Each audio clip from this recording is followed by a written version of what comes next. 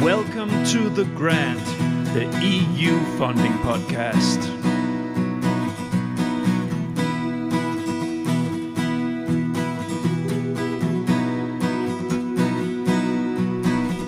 The Grant. My name is Niels Tudor Winter, and I'm the creator, editor, and host of The Grant. The Grant is an independent podcast initiative with the ambition to dig into all corners of the EU R&D funding system on topics of interest for the full EU R&D funding community. This week's episode is something I've been looking forward to a lot to share with you, and it is a rather exotic topic.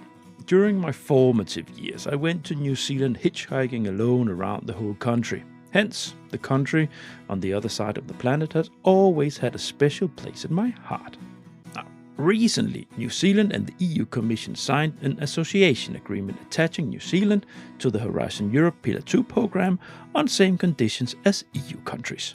Well, needless to say, I'm thrilled, and first thing on my mind was to somehow secure a New Zealand representative for a podcast episode covering this great agreement. I'm proud to say that I managed to get the program manager for Horizon Europe John Creech from the New Zealand Ministry of Business, Innovation and Employment into the virtual podcast studio to share with us all the background of this agreement, the history of collaboration between New Zealand and EU, and a little bit about the New Zealand R&D landscape, and not least, how the country has built up their NCP structure, dealing with all the regular NCP responsibilities, but also the ubiquitous issue of distance in time and space. Please enjoy.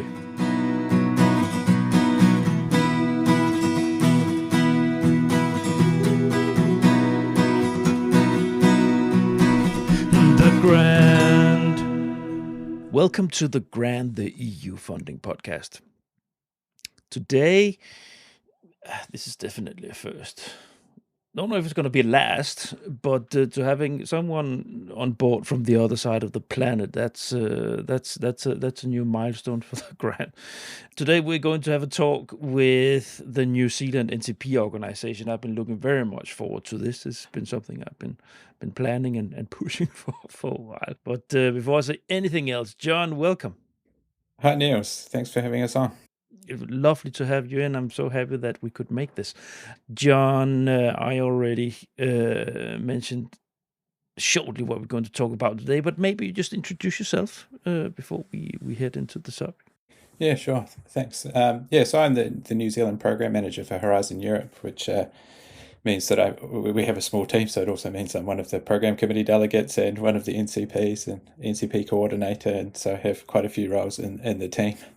My background is in science research. I did a PhD in New Zealand in isotope geochemistry and cosmochemistry, and I spent a decade working around the world in planetary science.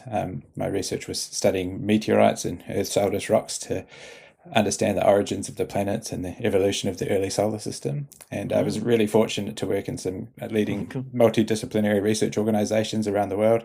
I spent some time in Denmark and in France.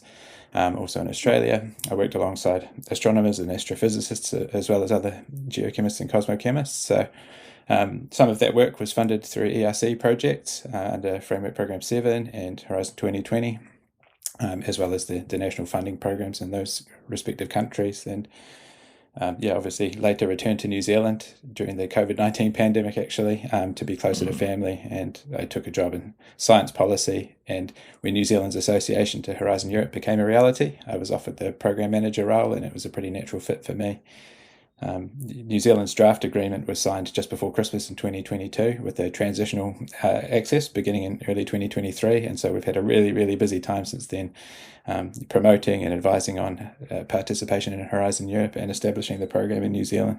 Now, this is I'm looking so much forward to dig into this because it's extremely interesting. But first of all, I love to have people on board that actually know something.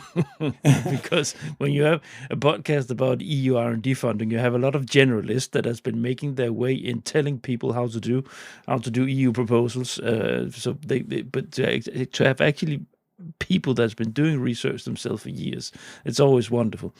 Excellent. A few words about the organization you work for? Yeah, sure. So I work at the Ministry of Business, Innovation and Employment in New Zealand, which is usually shortened to MB. So I'll just put that out there now because I'll probably refer to it as MB and forget to define that. But Yeah, so our ministry is responsible for the science, innovation and technology portfolio in New Zealand, and so it administers most of New Zealand's public research funding, and also provides advice to the government on policy and strategic direction for our research system. Within the organisation, I sit in the International Science Partnerships team, which oversees all of our bilateral and multilateral international research agreements, and obviously, works to foster connections beyond our borders. And we have a number of different international agreements with overseas science organisations and governments, and they fund all sorts of joint research projects or researcher exchanges, and in some cases access to research infrastructure. And that funding also pays for New Zealand participation in various international fora. So that's our international funding is how we put together our Horizon Europe Association. And of course, the aim of our team in general is to ensure that our scientists have access to the widest pool of knowledge and expertise, have opportunities to collaborate internationally, and with all the challenges facing the world that transcend national borders, the Horizon Europe is really a great way to fulfill those goals. It is. And so thanks. We will dig a lot more into how this is the way you work with the EU, the international agreements. Now, the first thing I want to say is a disclaimer for you people out there. This is not only is it wonderful to have such a topic here on the podcast, because it has a sort of exotic element, but it's extremely interesting. I think many of my listeners will be very interested to hearing how it actually, this is a collaboration with New Zealand. It is from the EU side, but from a personal side, I've been in my formative years. I went to New Zealand. I loved the country a lot. Oh, I was hitchhiking for 3 months in the country, both North and South Island, back in '97. And it was probably some of the most beautiful months of my life. I will never forget it. It's a beautiful country, so always loved the country since. For that alone, it's wonderful to have you, and it's going to be I've been looking so much forward to this conversation. Now, enough with the personal anecdotes here. We might step into some of them later as we move on. Let's see.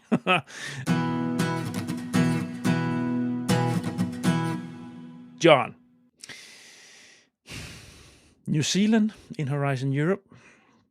The first topic that I put here in the rundown is a fly-in on the New Zealand relation to the EU. We're going to dig a little bit more into the history and so on, but can you sum it up a little bit? How is it? You mentioned that there was an agreement signed in 2022. Yeah, so that was the draft agreement that led to our Horizon Europe Association in 2022. But our track record of cooperation with the EU goes back much, much further. In terms of relationship with the EU as an entity, that was formalised back in 2008 when New Zealand and the EU signed a treaty-level science and technology cooperation agreement, which was aimed at reinforcing cooperation in areas of mutual importance. There's all kinds of things: food, agriculture, fisheries, biotechnology, health. All of these things that remain key areas for both sides. But we're natural partners with joint research objectives in all sorts of areas. New Zealand has a lot of focus now on transitioning to zero carbon and reducing emissions from agriculture and things like that. It's really evident after the COVID-19 pandemic and preparing for other pandemics that there's a lot of common ground and things like that. So, that science and technology cooperation agreement sits alongside other longer-standing bilateral agreements, some with individual European countries. New Zealand's bilateral relationship with Germany, I think, recently turned 50 years old or something like that. It's been around, I think since the 70s. So, we collaborate a lot already on research and innovation. The co-publication rates with the EU are really high. New Zealand's a small country, so working internationally is a fundamental part of our research system. And I forget the exact numbers, but like around 2/3 of papers from New Zealand have an international co-author, and more than 20% have a European co-author, and that's about the same rate that which we publish with Australia or the US, two of our other highest research partners. So, both sides have acknowledged that the shared values that exist between New Zealand and the EU, and I know there has been strong support for the inclusion of like-minded partner countries with the capacity for science and innovation at the European end. So I know that the EU officials noted at the time of our association the close alignment with Europe on Ukraine, the cooperation on vaccines, and of course the Horizon Europe agreement was signed on the same day, at the same time as the New Zealand EU free trade agreement, which just entered into force a couple of weeks ago. There are many elements here that I'm looking very much forward to digging into with your R&D landscape, your core sectors, and so on. But first, let's just now you sort of painted with the broad pencil, right? Let's have a little bit of history here. So you said that the relationship between New Zealand and the EU was sort of formalized in 2008. Was that a trade agreement or on research and development alone, or? Yeah, that was a science and technology cooperation agreement. So focus on the research, science, and innovation side of things. Mm-hmm. Yeah. And do you know what happened up to that? Was there a growing understanding from both sides, or was there, as a small country, on sort of, you are where you are, right? You're in the middle of the Pacific Ocean, far away. You don't have any near neighbors except from Australia, and then small island states. Was there a growing, movement from politicians to get New Zealand closer connected to some of the more vibrant centers of the world, in Asia and in Europe or America? How? Yeah, I mean, I think that there's always been a recognition that for us to, being a small country, we can't do everything, and to really give our researchers the opportunities that to work with the world leading experts and to develop the best research that they can. We need to give them access to research and opportunities to spend time and do research in other parts of the world as well. Now, I'm just curious nature here, right? Yeah. Okay, but obviously, I think you and me, we can agree that there's been an understanding to get closer connected as a small, rather small state. So let's just put the weights here. So you have, when I went in the end of the 90s, you have 3 million inhabitants.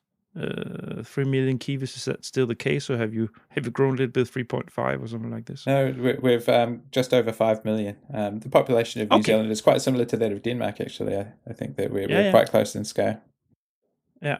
Then you have moved faster, because I think in Denmark we have 5.5 now or something like this, and back then we were 5. So it's you move fast forward. Yeah. So from 2008 and until now, has there been some important milestones in the development of the collaboration? Now, you recently signed the agreement on Horizon Europe, but are there any, from your ministry side, understanding and common understanding? Okay, there in 2015, was this at one point of time where it took a leap forward, so to say, in closing the ties? The ties with the EU. Yeah. I would say that New Zealand organisations have participated in the framework programs before our association, and they've expressed certainly an interest in having a closer relationship before. I think that a lot of New Zealand researchers would have really wanted to see an association agreement. Obviously, it wasn't until Horizon Europe that association was really opened up to countries outside of the European neighbourhood, but we've certainly seen a lot of interest, and even quite a few cases where because before our association, it was not very easy for a New Zealand entity to receive funding from Horizon Europe as a non-associated third country, but there are quite a few instances of New Zealand organisations receiving exceptional funding before, because obviously that means that their participation was recognised as being crucial to the project's success. Yeah. Because that's the thing. Because back at because I've been an NCP, I was an NCP, started my career within this 2008.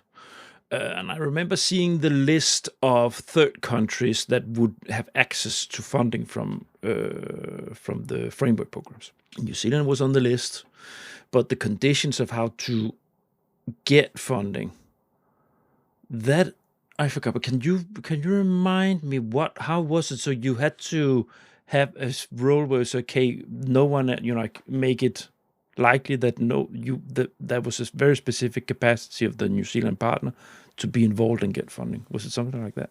Yeah, exactly. Yeah, the Commission sets out guidelines for exceptional funding for third countries. There are some topics that the participation of third countries is explicitly mentioned, and in those cases it's relatively easy. But otherwise, you really have to demonstrate that the partner that's from a non-associated third country is crucial to delivering the project's objectives.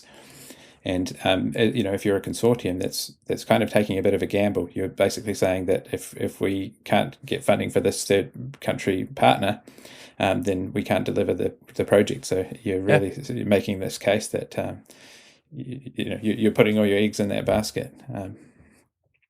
But yeah, like I said, there are quite a few cases of that happening with New Zealand partners, and we've scoured obviously the EU databases for all the previous New Zealand projects, and that's part of why we started from a really strong position, because we had quite a few New Zealand researchers who have some experience either directly from being in New Zealand and participating as a non-associated third country, but also another really fundamental part of our system is that we're a small country and there's not always opportunities for everybody. A lot of our researchers, much like I did, they go and spend some time abroad, and quite a few researchers have spent time in Europe.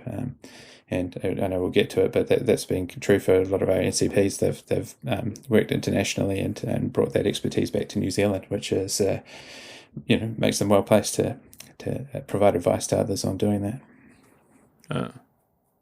Yeah. Okay, I'm not going to take you off the history hook here.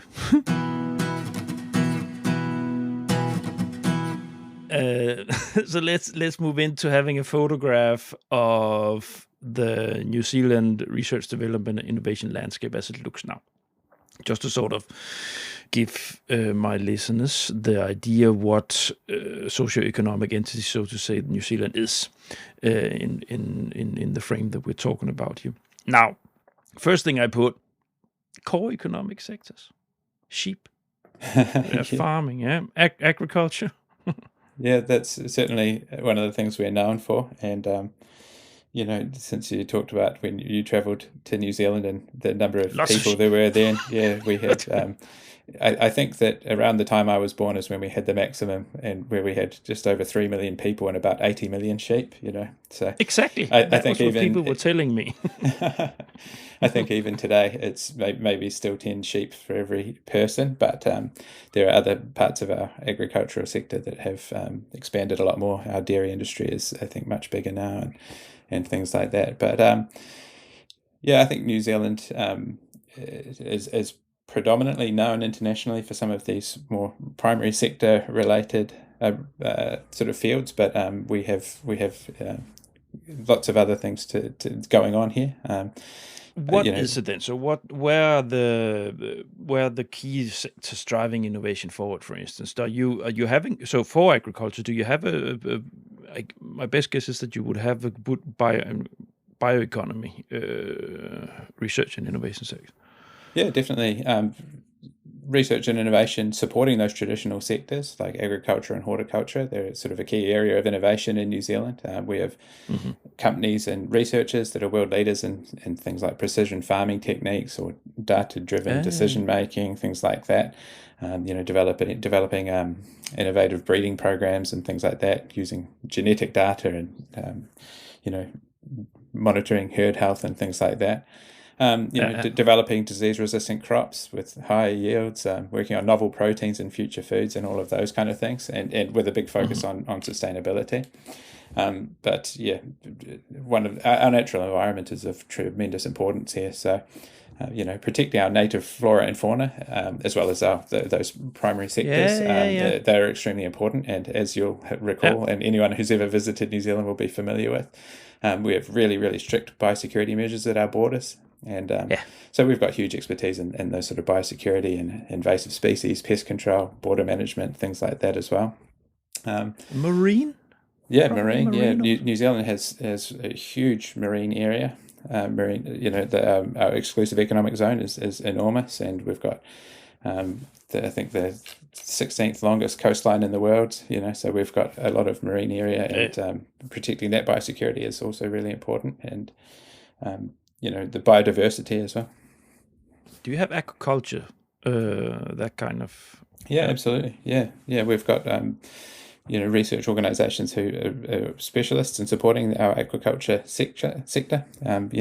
We do export a lot of that kind of stuff too. I think New Zealand is really well known for that kind of thing. Would you also have alternative protein as a research, like with algae stuff like this?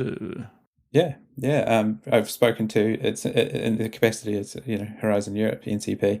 Spoken to a handful of different companies working on the sort of at the bleeding edge, as it were, of research into some of these novel proteins and future foods. So, using all kinds of things, actually, not just algae, but other kinds of proteins that come from plants, and doing novel things to extract the most high value nutrition products out of existing crops or out of new crops. So we're also talking circular economy here. Absolutely, yeah. There's a big focus on sustainability these days, and so we've got in terms of that circular bioeconomy, there's people developing all sorts of ways to reprocess different textiles, or develop textiles out of sustainable materials. We've got a lot of really hardy plant materials in New Zealand that are either waste products from forestry industry, or from native New Zealand plants, flaxes and things like that, that have become a really a novel way of producing textiles that people. I've spoken to some people working on harakeke. That's the native flax, and developing. Do you have? Are there any specific plants or fruits? Are there any specific things where you say this is something that you can't really get the quality of that product, or what like where you say, okay, this is something that's difficult in the rest of the world to find something that has these qualities? Well, yeah, I'm sure there are a bunch of them. It's not just the materials that exist here, but also it's the people developing the things, and so people are developing, like I said, novel textiles for producing all kinds of things. Or I think one of the cases was developing an alternative to carbon fiber that uses a natural plant material from some of these. Yeah. So I mean, there's a lot of smart people out there coming up with new ways to do things. What about in more technology area? Do you have energy? Yeah, of course. New Zealand's a natural laboratory, and we have a huge focus on geothermal energy amongst our different renewable energy supplies. Yeah, and we've got one of our really standout areas in terms of highly cited research is in the earth and environmental sciences, and there's a lot of researchers visit New Zealand because of those sort of natural we've got volcanoes and earthquakes and everything else. But that's in terms of technology, we've got strengths in all sorts of areas. There's even in the sort of financial technologies, we've got some big companies in that part of the. But in the fintech. Digital interactive health, we've got real expertise there. In fact, some of our first funded Horizon Europe projects were in that kind of space, doing sort of digital twins and coming up with sort of customized patient healthcare and things like that. Improving healthcare delivery. You're a large country, thinly populated, so I guess that's Well, it's all a matter of perspective, I guess. For some people would look at us as a very tiny country, but then again, we're not too small. There's a lot going on. New Zealand is a very big country, but land area wise, we are quite big, yeah. And urban centers are, well, we have Wellington and Auckland, naturally. Auckland the biggest, and then you have on the south Ireland, it's Dunedin and what? Christchurch. Yeah, but a quarter of the population's in one city. I guess that's a bit like Denmark as well. You've got Yeah, a big it's the same. chunk of the population all in Copenhagen. Yeah, we're much smaller than New Zealand geographically. Easier to get around. Okay, what I put here also is just a little bit touching upon your own support structures. So, because if we zoom a little bit out and look at society model, so to say, you're a little bit modeled after the liberal Anglo-Saxon model, where the state does not spend a lot of money on excessive schemes for all sorts. Yeah, it's a little bit sort of a mix between the UK and America, as far as I remember. Yeah, it's a lot of things has to stand by itself when it comes to companies, and so it's not. Can you confirm that? Is that? Yeah, I think that's probably pretty accurate. Yeah. So how are because you, for sure you have some national support structures for research and innovation and companies and so on. How is that? Well, yeah, our funding system is made up of a range of different schemes that support research and innovation across all those different sectors: science, technology, engineering, social sciences. A large proportion of those involve competitive grant application processes, just like everywhere. The peer review process, and they focus on collaboration between researchers and industries and other stakeholders or end users.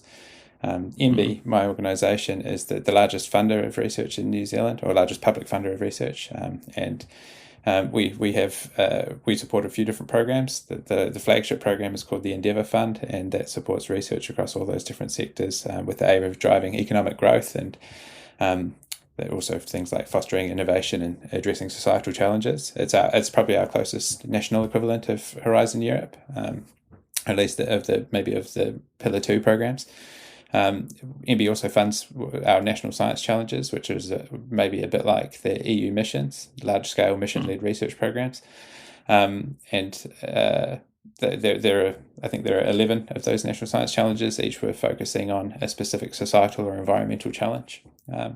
We have several research councils and organisations that provide funding for specific areas of research. There's the Health Research Council, which probably quite self-evidently primarily funds health-related research, medical sciences and public health, healthcare delivery, things like that. There's the Marsden Fund, which is a bit like the ERC, perhaps. It's sort of blue sky investigator-led research that's across all kinds of disciplines. That really focuses on research excellence and high-quality, innovative research projects that have potential to make significant advancements. And so there are also funding mechanisms through the education framework, that provide funding to our universities, our tertiary research institutions. And there's, of course, we have a research and development tax incentives to businesses that are engaged in research and development, that are supposed to encourage the development of new products and processes and technologies and things like that, to increase the productivity and stimulate economic growth. Horizon Europe, I think, fits really well amongst that landscape, and I often talk about that. Sounds like that. Yeah. I often talk about the key differences between Horizon Europe and our domestic programs, but go ahead. Normally, you would say that the complexity of national funding schemes are less, they're less complex, which they're more. It's easier to access, more accessible for SMEs and so on. But how is it? Are they popular? The national schemes you have? Yeah, I mean, I would say that they're popular. Well, I'd say that our researchers are just absolutely dependent on them. I think in New Zealand we have relatively small investment in research and innovation, and that's something that we obviously are continuously trying to push for, expanding those resources. But that's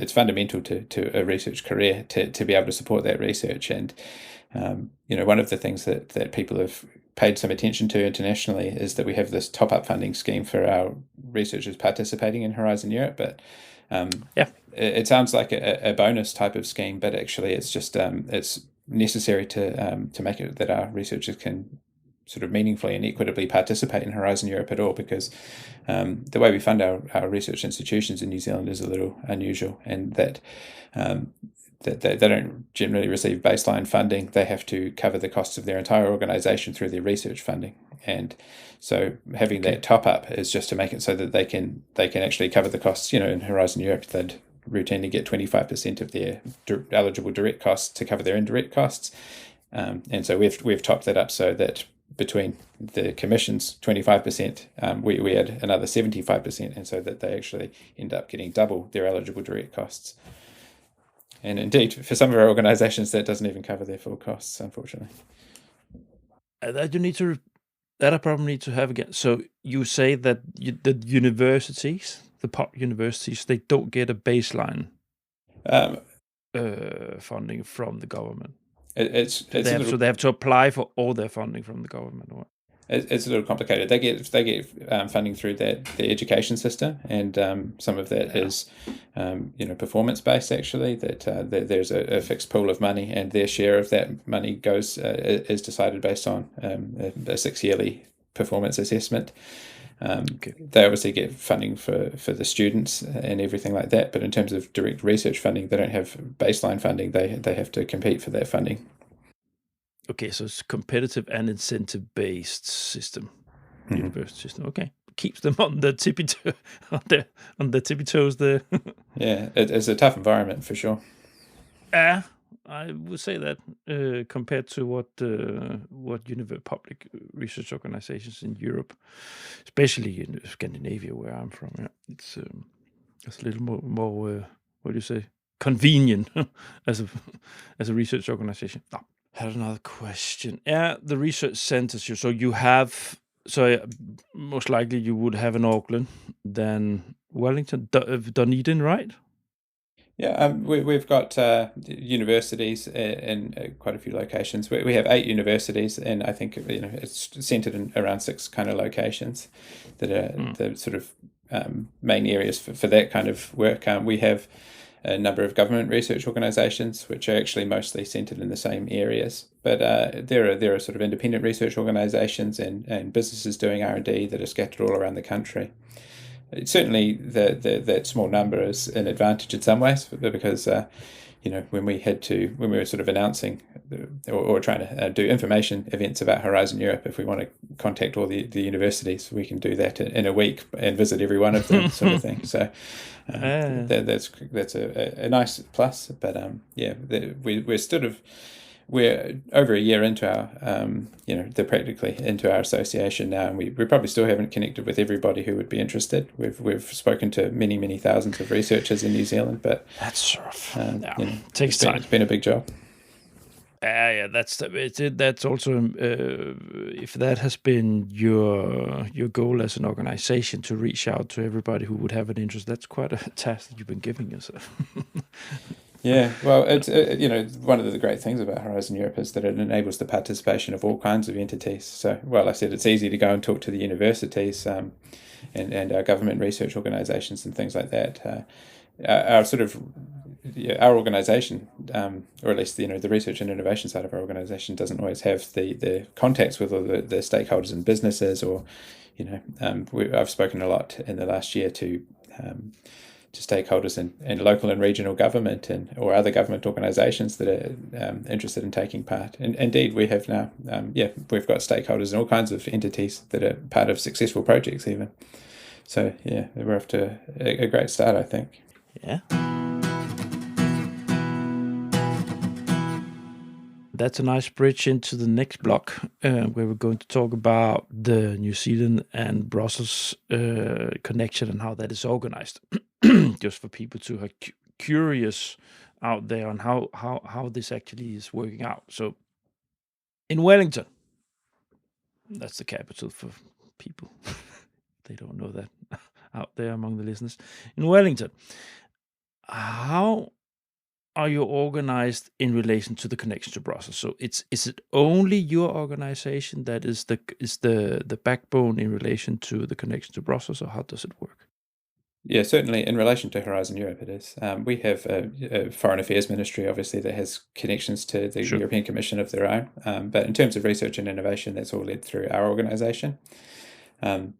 Yeah, like I said, we're a relatively small team across our whole Horizon Europe Secretariat. Our personnel adds up to just over 4 FTEs. So that's obviously pretty small, and only one of those is full-time, which is me. But yeah, we've got a small but effective team. I can talk a bit more about what they do later on. But yeah, we have a really good relationship with the Commission, as well as with the EU delegation to New Zealand, which is based in Wellington. I think we have really good flows of information both ways. We formed really good connections with the associations team during the negotiations and since. The Commission has a desk officer in Brussels that works with us in the New Zealand team. Yeah, we had EU delegations visit several times, and I think New Zealand clearly left an impression on the Deputy Director General, Signe Ratzel, who when on returning to Europe, I think she spoke some te reo Māori in the European Parliament, which was great. I think really happy to see that she really connected with New Zealand. The negotiations all went very smoothly, and I didn't really talk yet about our sort of pathway into the program, but we've had great we've had policy dialogues, and the EU officials participated in our launch events and things. Talk us through that process. The association? Talk us through the process of, because you mentioned that you did. So let's just open that up a little bit. How did that move the process up to? So association is the closest form of cooperation with countries outside of the EU for the framework program. And it was in Horizon Europe for the first time that association was opened up to countries beyond the European neighbourhood that meet those specific conditions, essentially being like-minded liberal democracies. There's a few more things than that. And our association had progressed really quickly, which again reflects that close connection and the shared values between New Zealand and Europe. And indeed, at the signing, President von der Leyen said that New Zealand is not geographically close to Europe, but so close in so many other ways, including the capacity and willingness to innovate, which is nice. Yep. So the exploratory talks began very soon after the Commission made that a possibility. I think we had exploratory talks maybe since the end of 2021, and that turned into formal negotiations in the middle of 2022. And then the negotiations were concluded and the draft initialed just before Christmas in 2022. And that was all people in my team, but not me. All the credit goes to them. So we're talking about a process of less than a year. Yeah. The formal negotiations really was a process of 6 months or so, and I think that's really, really fast for those kind of international agreements. Yeah. And we were the first country outside of the European neighbourhood to achieve that status. The first, the first of these countries that are coming into the program, and Canada and South Korea have since concluded negotiations, and they're expected to sign agreements in the coming months. The UK obviously rejoined the program as an associated country, but they've been in the program since the beginning, really. So they're kind of their own category, really. But we've been really pleased to see these other countries associating in. It sort of shows the value of the program, and it creates all sorts of new opportunities for consortium building between these different countries. Were you yourself personally involved in the process? Did you sit and did do paperwork or anything? Or? No, my own involvement really began after the draft agreement was initialed. The draft agreement included this transitional access, which meant that although we expected it might be a few months before the agreement was formalised, that we could start applying into the program as if we were already associated, and that really necessitated a huge effort to go and raise the profile of Horizon Europe around New Zealand and make sure that researchers and organisations knew that they could participate and, understood the key parts of doing that, or the sort of the information and awareness raising, understanding how to find the calls, how to join a consortium, what are the requirements for a consortium, how to write a proposal, etc. Yeah. We're going to get back to that in the next block, sure. How you actually work practically. But just to a little bit curious. So the Brussels, the EU mission in New Zealand, how many people are they? Oh, it's quite a small delegation. I think I'm not 100% sure. I think there might be 10 or 15 people at the most. Yeah. But we've had two ambassadors since we've been engaged with Horizon Europe, and both of whom are huge cheerleaders for Horizon Europe in New Zealand, and have taken a real interest in New Zealand's association, and of course the free trade agreement too. So yeah, the EU delegation here are quite active, and they certainly do a lot to raise the awareness of Horizon Europe and send traffic our way in terms of answering questions. I'm very curious about this. I guess listeners are also. So the collaboration that your entity has with the mission, is that a weekly connection? Do you have regularly meetings with them? How does that collaboration work out? Well, it's sporadic, I'd say. We cooperate with them whenever there's something going on. For example, in the last few weeks, we've done quite a few events with them, just because there's been a few events marking the association. The signing of the entry into force of the free trade agreement. So we've been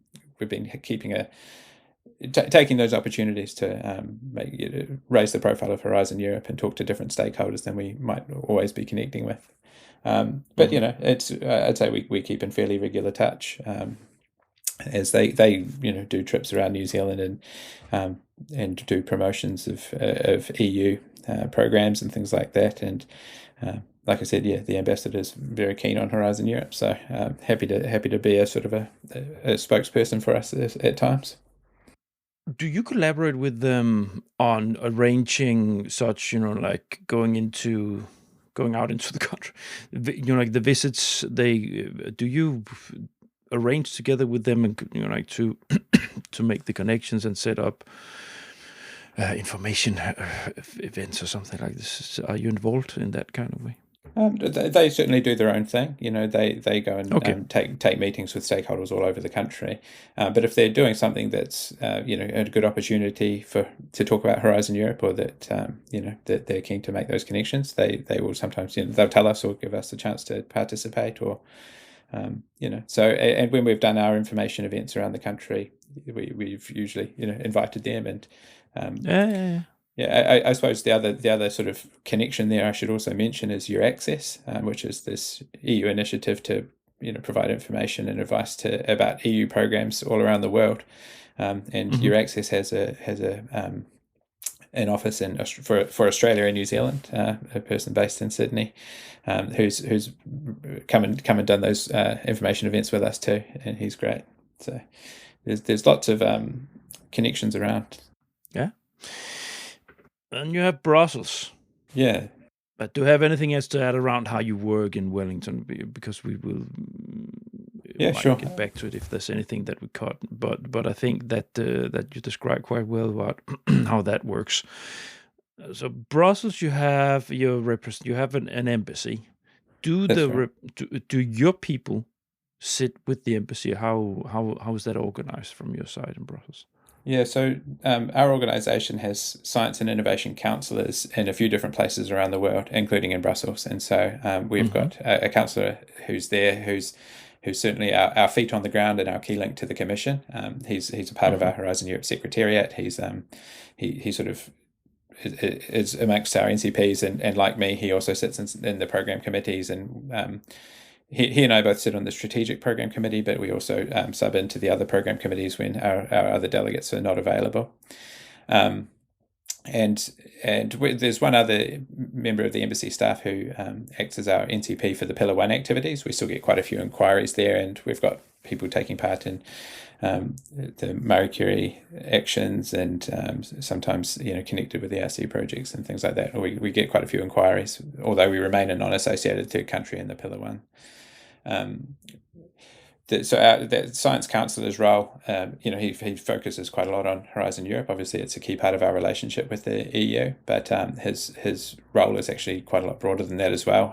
He manages the different bilateral relationships, and travels a lot, and he also represents basically anyone in New Zealand or anyone in our organisation who needs someone to take meetings in Europe. He gets kind of tagged into that. So he does a lot of work with our space agency, who also sit in the same organisation as us.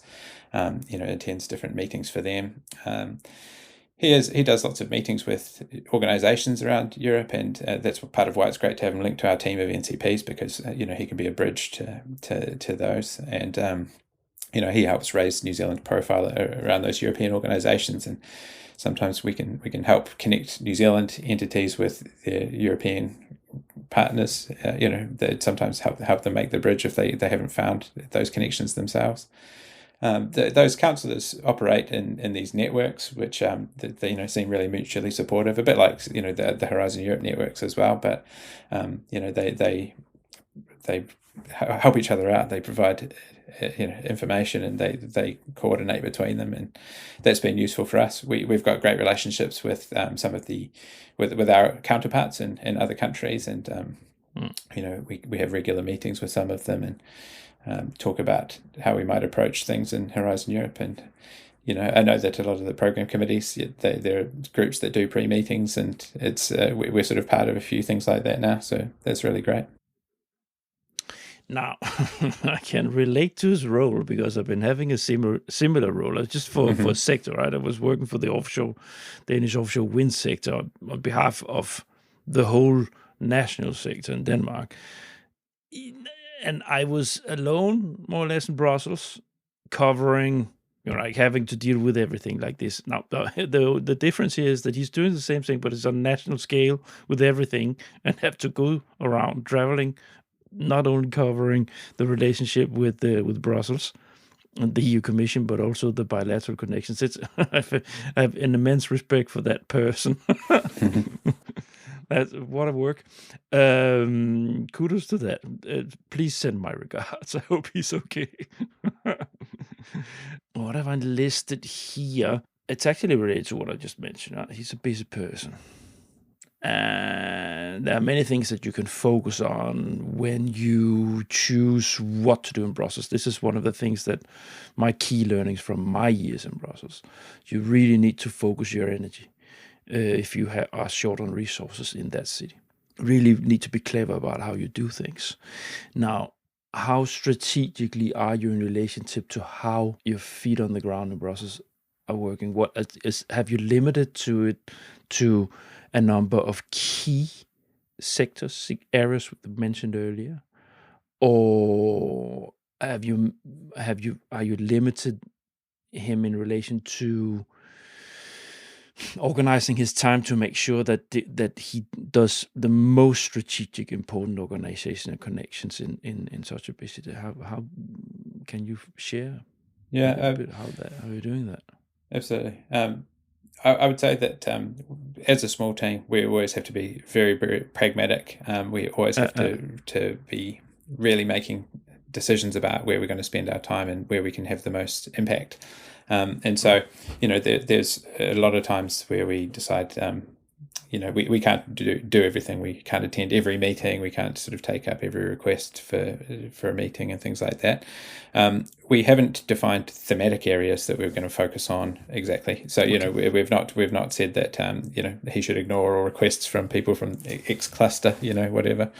Okay. But we do have to.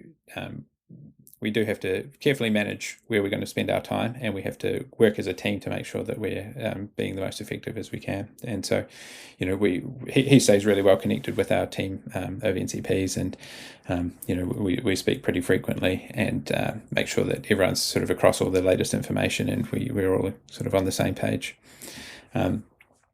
It hasn't really been a barrier yet, I don't think. We've managed to sort of do all the things that I think we need to be able to do to effectively, support our association and to make sure that we're maximising the value of our association. We've, for example, taking part in the program committees. We've probably, for the most part, been in listening mode more than, it's not like we're raising interventions left and right. But when we do give feedback, we want to make sure that we're sort of focusing on the things that are of the most importance to us. Yeah, the work in the program committees, that's really that's strategy all the way through, right? Making sure you get, have your word, your voice heard in relation to what's important to your key sectors. Now, might there be an element here of that the association agreement is fairly fresh? The ink has just dried, so to say, in relation to a long-term relationship, and having the research communities in New Zealand getting used to the fact that you have the availability of the funding and getting used to work with it. So you might be looking at a catch-up effect.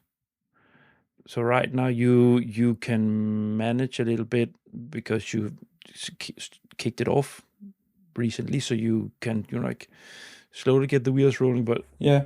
are you aware of the fact that you might end up having a lot more to do when they realize in the communities Well, so yeah, I definitely think that we had some, like I said, we've got some people in New Zealand who are quite experienced with participating in these programs, and we had even in that transitional period, but the 6 months between signing or initially the draft agreement and signing the formal agreement, we had a good number of applications coming in that phase, and I think we had maybe, I can't remember now. This is a year ago I'm thinking back to, but we maybe had 12 or 13 applications, and 4 of those ended up being successful. So, New Zealanders were well primed to start taking part. I think that as time goes on, there certainly has been increasing interest, but there's also, people are getting more and more familiar. And so the nature of the questions we've been getting asked, I mean, there will always be some of those basic questions, but the sort of the scope of those questions has expanded right into the very detailed, sort of really nitty gritty questions about, detailed things in contracts and all that kind of stuff. I think that, as I mentioned, we're quite a small team and we don't have huge amounts of resourcing. All of our NCPs, the sort of cluster-focused NCPs, are appointed at only 0.25 FTE, and they're compared against other countries that would have twice the size of our whole team for each cluster. So that's true in some cases. So we're sort of operating a pretty light model, but that's working for us so far. As time goes on, how many NCPs are you in total? So I mentioned already that myself and the science counsellor act as NCPs, and also the Pillar 1 NCP, which is the embassy staff. And then besides the 3 of us, we have 7 more. There are the 6 cluster NCPs. So one for each cluster, and they're all people who are, we took a novel approach. Well, maybe we're not the only country that's taken that approach, but we appointed people from the research community. A lot of countries will have those NCPs appointed from a research council or a ministry or something like that. But we decided to appoint from the research community, and that's again partly due to our limited resourcing. The idea was that by appointing researchers into those roles, we would get NCPs that are preloaded with that extensive experience in the programs, that really understand the subject matter, that understand the New Zealand strengths, and they're also already really well connected both in New Zealand and in Europe in the research and innovation communities. And that's been borne out in our experience so far. And the other novel thing we did, the Commission obviously publishes guidelines on establishing networks of NCPs, but they recognise that a country will have to adapt the model to suit their own situation. And so we appointed an additional NCP role of our own, which is a Māori NCP, to support our Indigenous culture, our Māori researchers to participate and engage with the program, and make sure that our association really serves our entire research and innovation community. And it's that sort of approach is mirrored somewhat in our program committee representation that I mentioned as well. We've taken the approach of sort of bringing people preloaded with the right kind of knowledge. A lot of our government ministries in New Zealand have chief science advisors, and so that they already have that combined perspective of both the government and of the subject matter, the research area. Quite a few of those are on secondment, and that they retain their research position. Some of them are full time in that science advisor role, but so for example, our cluster 4 NCP is a professor of physics as well as a side job. It's really his main job, but you know what I mean. And so all of those chief science advisors are really credible people. Professor of Indigenous Studies. That's a great perspective to bring into the Cluster 2 program committee, I think. So. While we are a small team, I think we've pulled together excellent people, and across every one of these clusters, we've got really, really important inputs. It's a clever way to deal with the resource shortage. Yeah, because anyone can understand, my dear listeners here, that of course you cannot have a huge NCP organization with the available resources that you have for this work, because government administration, it's so many other things than relationship with research and development with Brussels, right? So it's a clever way to sort of leverage on people that's been doing it, and then say, okay, so then they have an additional role. So yeah, well done. We should move on to talking about how you work. But is there anything else in relation to, now I put here the distance? Is that maybe we talk, maybe just before we move into the NCP functions and how you work with that? Is the distance, is that a challenge at all? Or do you just manage? Is that because that's the baseline condition, so you manage it, or how is that something that I'll just put it? It might not be an issue at all, but maybe you just I would say that the distance is certainly a challenge. It may even be the biggest challenge, but it is also something that we're pretty good at managing. Our researchers, as I said, have been collaborating internationally for a long time, and with Europe, and so they've found ways of dealing with that. Operating in different time zones is always challenging. The COVID pandemic certainly has led to better tools for these virtual meetings, which is great. Mm-hmm. And it's not too difficult usually to set up 1 or 2 hour meetings at mutually convenient times, and so we can almost always find a way to do that. The bigger difficulty, and this really applies to the engagement with Brussels, I suppose, and particularly participation in those program committee meetings, because those are all day meetings. So at some times of the year, that means for us to join those meetings virtually, that means joining a meeting from 9 p.m. to 4 a.m. We've all done it, but it's not always easy. At the moment, with Europe being on summertime and in New Zealand not, it's a bit more civil. So a meeting might go from 7 p.m. to 2 a.m. And those are, we just manage it. Sometimes our colleagues in Brussels can attend in our behalf, but of course they've got lots of other things they need to do all the time too, and so it often just means we just have to take those meetings. I think it's probably worth noting that it also applies to our researchers when they're thinking about doing info days, if they want to join those remotely, or brokerage events.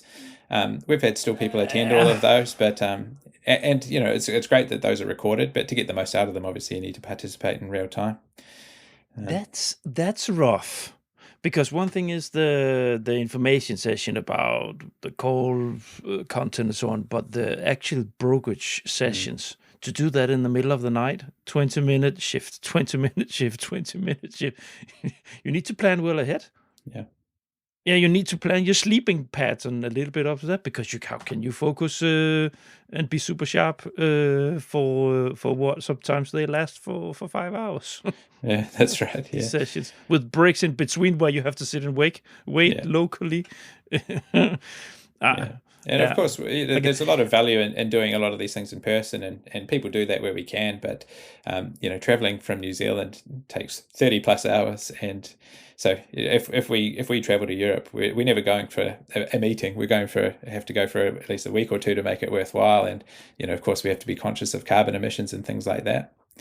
But yeah, people just find a way to make it work. In terms of our stakeholders, they've been collaborating internationally for that's just how we do it in New Zealand. We have to, and often, since we're the small end of a meeting, it's us who will take the awkward times. You've been very generous here and made this recording at a time that's convenient for me, but that's not always the way it goes. Well, it works for me. You know, I can to inform the listeners. The local time here, as we are recording, is 11 p.m. CET in Denmark, where I'm sitting, and it's what 9:30. Yeah, just after 9. Yeah, which is novel for me to take one of these meetings at such a time. No, but you're welcome. The grant is flexible, huh? I'm not the European Commission, so I follow my lead. I take your time. That's how I perceive it when I book my guests anyway. So I have to be flexible. But I guess also one thing is the timing that we just went through, but also the costs. Yeah.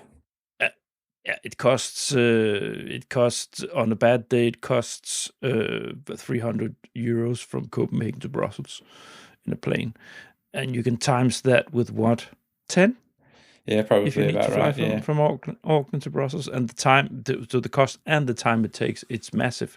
And this, then you have the jet lag, and then you have to adjust to if you need to have a sharp mind for meetings and stuff like this. Yeah, it's indeed distance, John. Yeah, exactly. So we don't travel unless we really need to. But some of our team will all travel at some point. Most of our NCPs travel anyway in their substantive roles because they're still active researchers, and so they sort of try and combine those trips.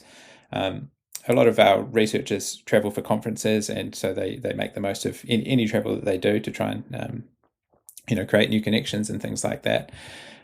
And that's the last thing. That's the last thing I have, because that's actually quite important for where we actually naturally moved to. I almost forgot the senses. Your R&D networks, your researchers, the connection to Europe, because research networks are international research networks are extremely important for researchers. So my best guess is that since you are where you are, you would have your research community strongly connected to American research communities, Australian research communities, Asian, but to be strongly connected to the European, it requires your presence, right? Well, no, I mean, I'm sure that is true a lot of the time, but as I said, we've got really high co-publication rates with the EU on the same scale as what we have with the US and Australia. And, I don't think that just reflects people traveling. I think that's obviously people travel. Sometimes they travel to conferences and they meet up with collaborators at conferences, and in some cases they'll be doing sabbaticals and spending longer periods of time. But they manage to maintain those collaborations without traveling all the time. They do that using these sort of virtual tools and all sorts of things like that, I think. All right, enough about the distance. We know New Zealand is far away. So we sort of covered that, but it's very interesting to talk about how you actually work with that on a practical level. No. Let's move into the last block, so it doesn't get too long, on your NCP function. So NCP organization, and I have been regulars will already have listened to my introduction to the NCP function I did with Anna from Portugal. I'm a former NCP myself. I just did the grant short episode sharing on my experience when I was an NCP. So there's a little bit of information already there in the grant portfolio. But so you know a little bit about it out there. But let's just take it because this is your work. This is your work, John. So you know this. You can probably say these things in sleep. The three core elements of the NCP function. But let's start with the first one: information and awareness rising. Yeah, that's been a core part of our work over the last year. I said that a lot of New Zealanders have participated in these programs before, but there are a lot of people for whom this is a totally new program, and their understanding of it was very, very limited. And so we've done a number of information events, and they've covered off all of the aspects from the really broad introduction to Horizon Europe, what it is, how it's structured, how you might find and interpret calls, moving on to then how you might build a consortium and write a successful proposal and all of that kind of stuff. We've made the use of the sort of the transnational NCP networks, which they're all quite well organised and they really useful for sharing best practices and and they also circulate offers of expertise and partner search type things. But we've done a lot of the real core work just locally, and that's been at all kinds of scales. There's the direct one-on-one sort of interactions with researchers. There's the sometimes working with an individual research group or a faculty or something like this, and sometimes to many we've had some of these public events where we've had several hundred researchers, which is quite a lot in New Zealand. So happening at all kinds of scales. We've connected with all kinds of different organisations. As I said, we've spoken to the core traditional research organisations, the universities and our government research organisations. But we've also spoken to now a lot of businesses. We've used those sort of wider networks. New Zealand has a couple of contacts in the Enterprise Europe network, and they've got they connect to a different group of stakeholders than we do. So we use those kind of connections to reach out to the sort of businesses and make the case for why businesses should be really paying attention to Horizon Europe, because our domestic programs are a little different, and they sort of don't really always connect those types of stakeholders to our research and innovation funding. I mentioned before that there are a lot of differences about Horizon Europe that I often point to from our domestic programs, but I think they're all really positive things, and probably all things that we should be taking note of and bringing into our domestic programs in the future. So you mentioned, I couldn't help picking up that you have been very diligent in trying to reach as many as possible, especially on the research side. Are you do you have sort of, is that where the weight on the leg is, so to say, on making sure that the research communities, they are well informed about how these things work, and then on the company side, you rely on them contacting you? How does that work? Or do you then work with the Enterprise Europe network to let them cover the company approach, or how do you work with it?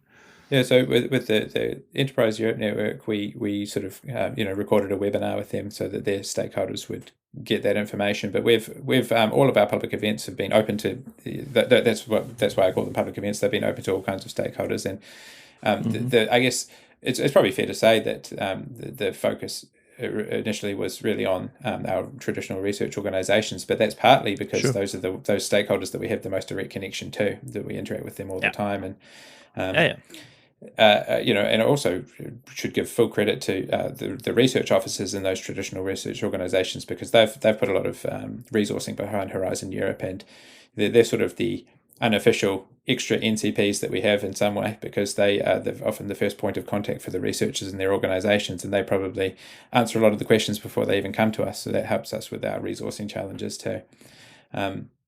And so, a lot of our organisations have put resourcing in terms of both, putting dedicated staff in their research office who've got Horizon Europe experience.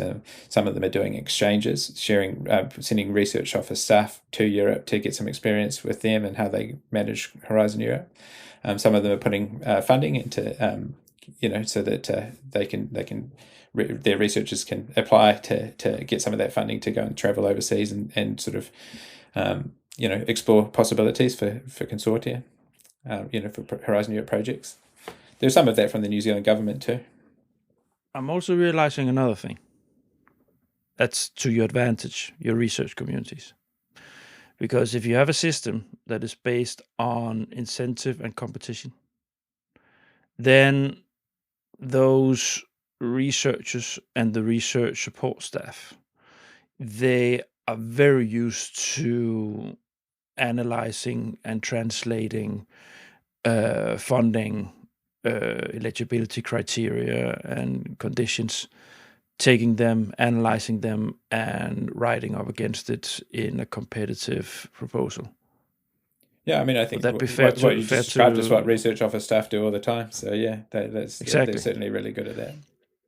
But that's not what the case is in Europe. And you probably are aware of that, John, that you will have many universities in Europe, depending on country, but you will have many places where they struggle with getting their PIs to engage with EU funding, Right. because they don't have to.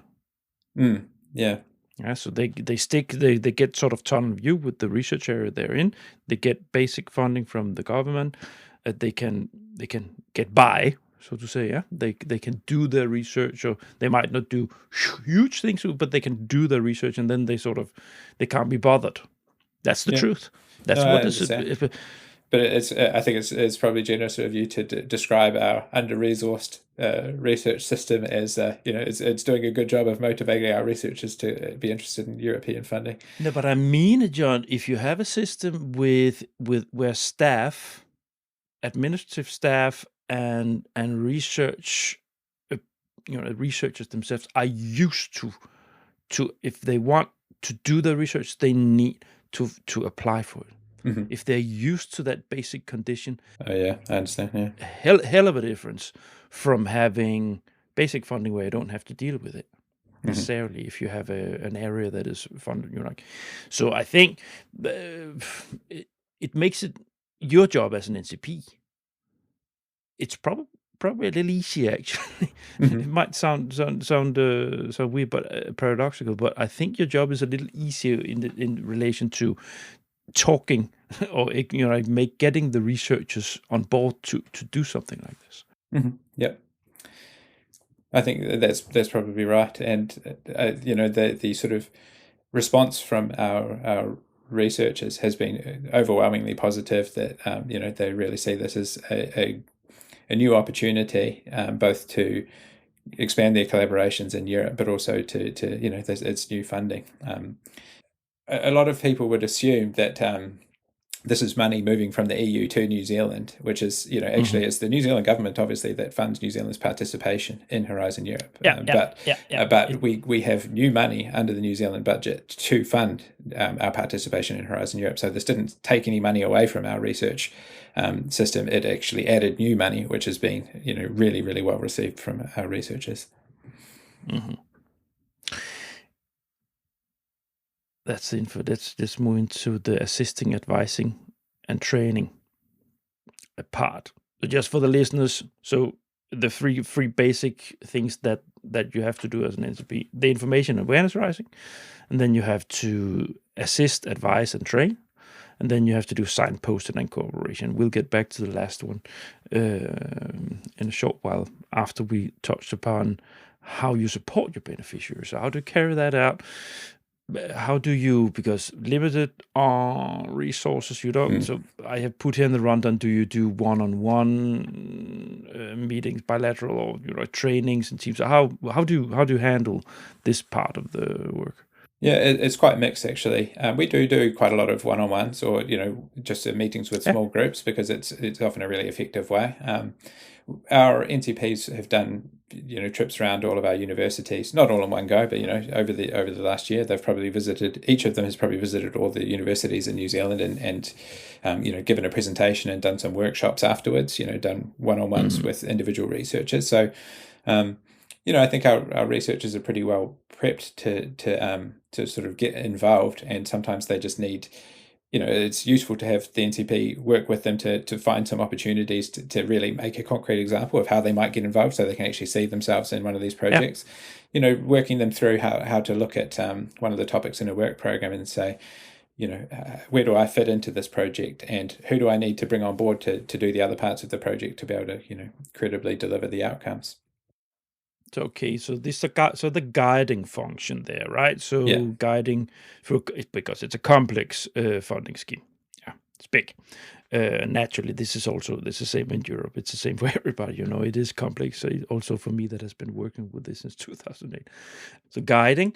How far do you take your support in relation to securing strategically? So because this is a strategic point of view from the New Zealand government side, to have NCPs and paying your salary, right? To secure external funding for research in New Zealand. How far do you go for that? Do you review their proposals? Do you connect? Do you search for concrete consortia under calls? How?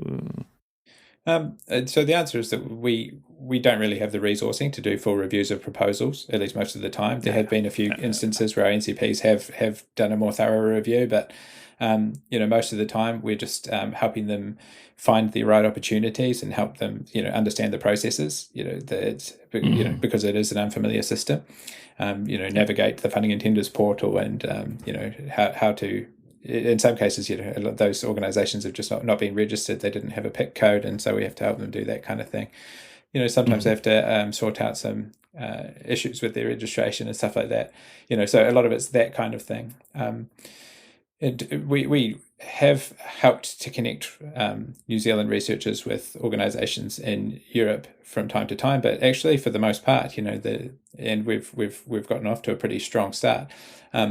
Our organisations have managed that without very much from us. A lot of New Zealanders already are working with Europe, and so for them it was a matter of reaching out to their contacts in Europe, saying, "We can participate now," and are you coordinating a project? Or in some cases, they've initiated.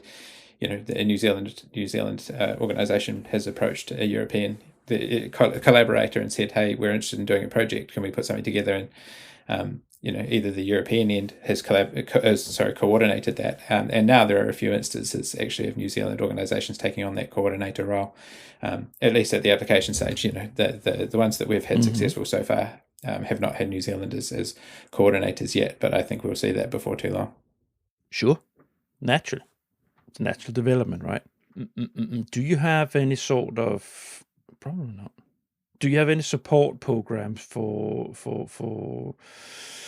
New Zealand beneficiaries that want to join, where you support consultancy reviewing their proposal, or do you have any sort of that kind of? No, I'm aware that there are a lot of consultants out there offering different services in relation to Horizon Europe. We're even aware of some New Zealanders in Europe who work in that kind of role, doing a consultancy and coordinating projects and things like that. I know that they're reaching out to New Zealand entities, but in terms of government support, we've not, we've not put any resourcing, we've not made resourcing available for people to pay for consultants, and so if an organisation wants to do that, they'd have to do it themselves, and of course as a government organisation we're not really in a position to advocate for any particular consultants. I would also be surprised, given the societal model that you have, if you would go to the government, would go to that extent, and given what we just touched upon, the fact that you will have quite skilled and trained system in applying for funding, then it wouldn't make any sense. Yeah, but the government has put, alongside these various international research funds that we have, there is funding available that New Zealanders can apply for to seeding funding. Basically, they could use it to go and build the basis for a proposal, working with European collaborators. So it would fund some travel and things like that. It's not purely dedicated to Horizon Europe. That's available, to New Zealanders to basically travel to anywhere that they might create those sort of international partnerships. But it could be used for supporting Horizon Europe projects. All right. Anything else under assisting, advising, and training? So the NCPs obviously try to stay pretty well connected. We have regular meetings of our NCPs and share updates and developments and things like that. I mentioned we always have to be a bit pragmatic, but we certainly have embodied that principle of no wrong door that the Commission talks about in their minimum standards and guiding principles for NCPs. So certainly our stakeholders in New Zealand can approach any of us and be assured that they'll get the right answer from the right person eventually. If not the first person, but it usually is the first person can give them that information. It's useful to have at least one full-time person, because our NCPs are all busy with other things, and they can't just live and breathe Horizon Europe, which is they're able to divert questions my way if they need to, and a lot of the times, certainly initially, the sort of meetings that we were getting requested, they didn't require a specific subject matter area. So in some cases, it could just be the nearest NCP, since they're spread around New Zealand. The nearest NCP could go and answer those questions, which is really useful for us as well. Like I said, our research and innovation community has really picked up the basics, and so the curly questions that we sometimes get now, sometimes that they often end up coming to me, or sometimes we do have to take a question to the commission. But that's, I think, working really well. Yeah, because sometimes you do get the rough legal questions. Yeah, exactly. Like SME definition, balance sheet, stuff like this. Mm-hmm. All right. Signpost and cooperation, the last part here. So this is about the network, right? But we think we talked a little bit about, but how any comments on that? So you have well connected to the Enterprise Europe network. Anything else? Yeah, I think that those connections through Enterprise Europe network and things like that, they're useful. We've certainly directed, in some cases, our stakeholders to, the transnational networks of NCPs as well. They're super useful. We've made a specific kind of, we have to tailor our communications to who we're speaking to, the different stakeholders. And so probably it's fair to say that our initial engagements were very much focused on the case for researchers. But we've now got a version of that that's focused on the case for businesses, and why they should be paying attention. For businesses, alongside the funding aspects, there are also really important points around, co-development and access to new markets and technologies, and being involved with pilot and demonstration projects and things like that. We have to talk a lot more with them about matters around intellectual property and things like that. It's great how Horizon Europe funds all of these things from basic research to fully applied research, and even the commercialization of that research, which they're sort of separate functions in our system. So there's a lot of things that once we connect with those stakeholders in New Zealand, it really resonates with them, and it really gets them interested. I think that the probably, if anyone outside of New Zealand knows anything about New Zealand, maybe it's that we're consistently at the top of the ease of doing business index, which is that's a really a good thing to be able to say to partners who are thinking about working together. I talked about how traditionally our research focus was heavily leaning towards the primary industries, but of course those sectors remain important, but there's been a massive shift towards a more diversified research portfolio in New Zealand, and so lots of opportunities. We've got areas of strength in every cluster, world-leading expertise in lots of areas. I could talk for quite a long time about those, but sure. I think that I probably... John, do you have any nice example, something that you're proud of, where you saw that research or if a New Zealand beneficiary stepped up and got into a leading role or got into an important flagship project that was funded? Do you have Yeah, I mean, we're now fortunate to have a few successful projects that I could be pointing to in that sense. I think one of the things that I'm quite happy about is that we could easily be a year into our Horizon Europe Association now and have no successful projects. I'm really pleased that with where we're at right now. To give you a sense of that, we're up to, I think now, I think it's 26 projects that we know the outcomes of, and we have 8 successful projects with New Zealand partners. Yeah. And they involve more New Zealand partners than that too.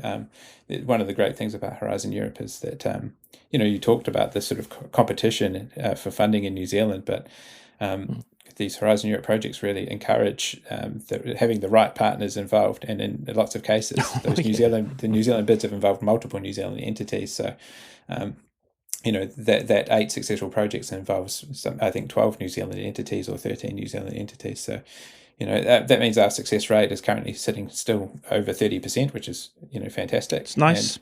And, it's a good place to be.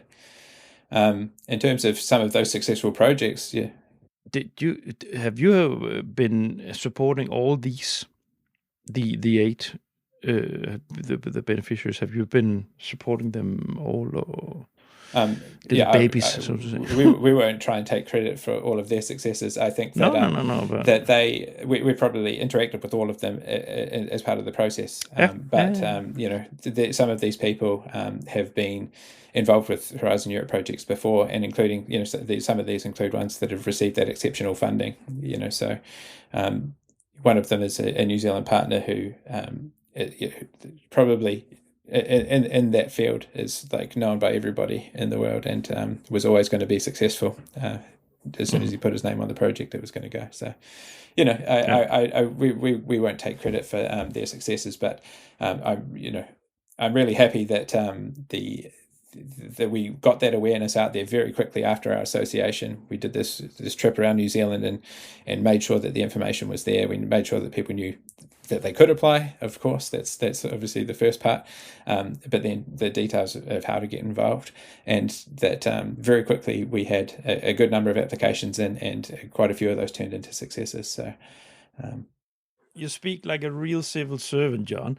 I've been at your desk. I've been in the same position, and I was always very proud and happy when people that I've helped and supported, one way or the other, could be with the smallest little thing. But if I saw things that just playing a little bit, like a little role in supporting and making that come through, you're like, that's something. No matter.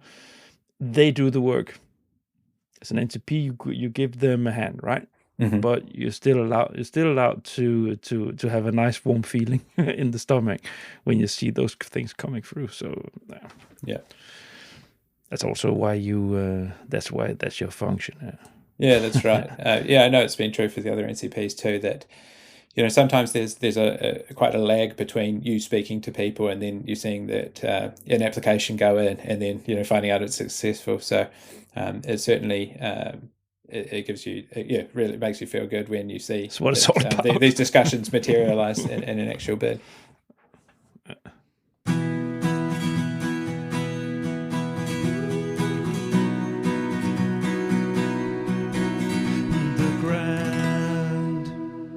John, we're about to reach the end. Toughest challenge. That's a segment that I have in all my episodes. So we already been touching a little bit upon what can be rough, but what is the toughest challenge in relation to connecting the New Zealand stakeholders to the EU funding? Well, we already talked a bit about distance, and I think that's probably up the top of the list. But I guess the other challenge is profiling New Zealand internationally. I think the Commission did a good job with publicising New Zealand's association when it happened, and people working on Horizon Europe certainly know about New Zealand's association. But so other NCPs in other countries are probably well aware, but the researchers in those countries might not be and might not immediately think of New Zealand. Obviously, we're just a small part of this huge program, and that's a great thing to be a part of. But there are a few cases that we're aware of where some of the wording in the programs, that's certainly as we have some input into the co-creation of the next work programs, we'll be trying to work on some of that. But making it so that the wording doesn't. I mean, the Commission have been pretty clear that New Zealand has access to all of these parts of the program, and there are a lot of times where you would see doing such and such a thing for Europe, written in the text, where they could equally mean, in the associated countries, but it doesn't say that, and that sort of throws a few of the people involved in Europe. They might think, oh, actually, it wouldn't help us to have a New Zealand partner in this, when I think that we all agreed that actually that would be the case, that New Zealand entities are supposed to be a part, and also the benefits are supposed to equally be realised in the associated countries. And here we're looking at a very big institution, right? Yeah, exactly. So, but you're in the program committee, so you now have a direct influence on at least raising your hand. Yeah, together with the other associated. Yeah, and we're making the most of that. We're taking those opportunities to sort of comment on some of that wording. We're supporting some of the sort of topics that are going to be the most aligned with our sort of strengths and priorities and things like that. But we're never going to have a huge role in those meetings, and that's fine. I think that and thinking about That's that challenge of profiling New Zealand internationally, this is a good opportunity to talk about New Zealand, and so I thank you for that.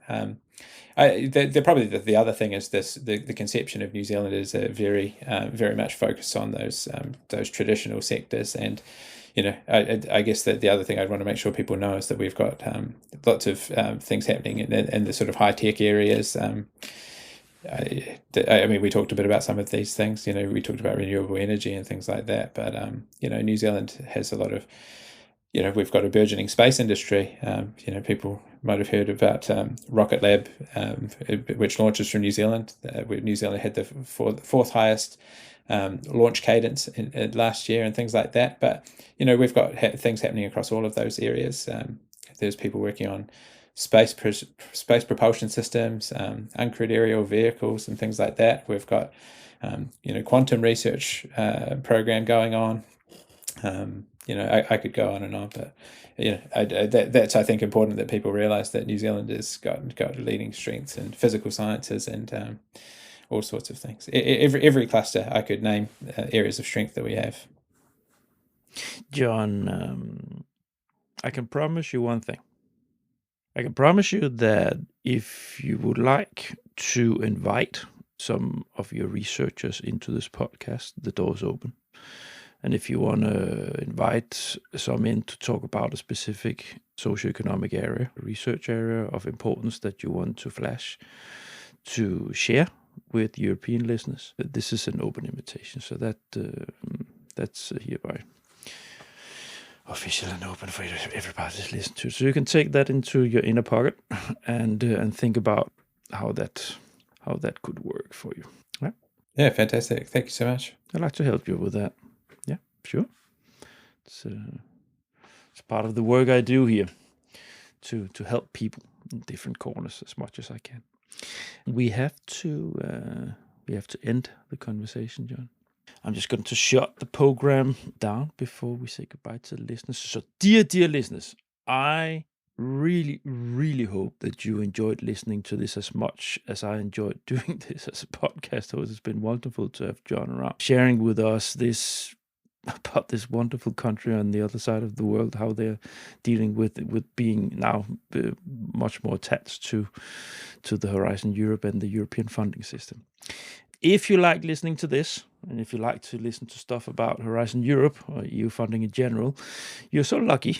And if you're a first timer, you have a lot of listening to do, because there are more than 100 episodes on my platform, thegrant.eu. Go in there, browse around. I've tried to categorize stuff. You can have the full chronological order there. You can go through that, but I've also categorized it. So if you have specific interest, I've tried to gather things a little bit in there. And while you're there, if you have any sympathy with what I'm doing here, subscribe to the email list. Finally, connect with me on LinkedIn. And I recently established a company page, so to say, the Grant company page. So I'm trying to get people to follow that. So if you find me, Niels Tudor Winther, you'll also find the Grant page. You can also search for that on LinkedIn. Attach yourself to that, because that's where I try to like things under the brand of the Grant, so you will get there the flow of information on what happens, broadly speaking. Yeah, whatever comes through my LinkedIn feed, if there's anything interesting for the Grant community that I'm trying to build here, it's going to flow in there. So it's a recommendation from here. John, I've become better in these closing sessions. It's a matter of, you have these podcast theories about what you can do, how much you can say, how much you need an action, need people to do things, and so on and so forth.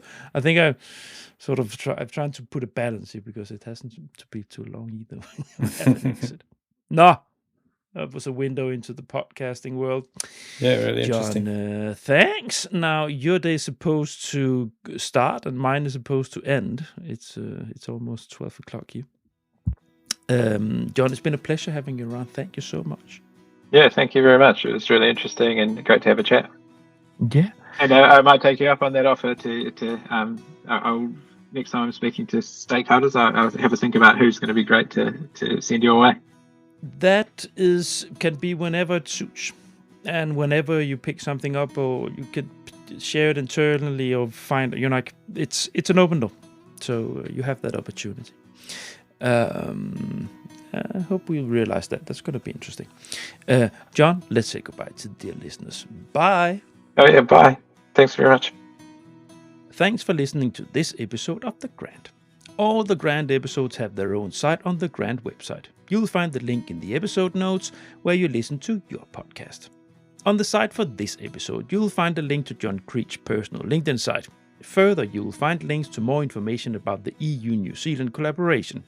Also, there will be a link to the New Zealand NCPs for any of you that wants to explore New Zealand partners for your proposals. Next week, there will be a new episode in the implementation series. This time, we are having a look at the kick-off meeting and how to approach planning this event. For that, I have Nicole Smith, Senior Project Manager and Kick-Off Meeting responsible in EU-Thema Research Services, into the virtual podcast studio. She is the colleague of Georg that took us through the first 2 episodes in that series. You can indeed look forward to that. Remember that I have launched a campaign where you can get your FP10 position paper promoted through the grant. It gives you the possibility to reach a larger audience, stand out in the flood of position papers, and add more details to your strategic points of view. You can check out my website, thegrant.eu, under collaboration, where you will find more details of how I can help and the added value. Further, the grant would really like to join some EU proposals as a partner or subcontractor.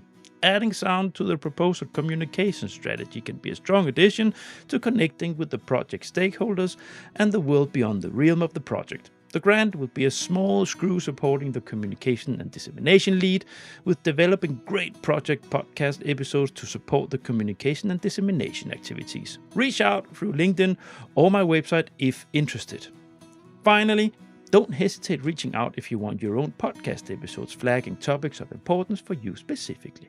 Grant's consultancy company Inspire Science have their own series with 3 episodes flagging their capacities within different areas of supporting research organizations towards EU funding.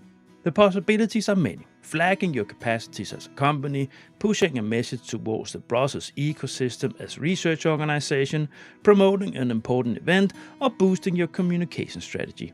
The grant offers a plug-and-play solution with a podcast host with 16 years of experience with the EU R&D field, which secures the solidity of the content. I'm not a journalist. I'm a conversation partner that understands your perception. See you next week.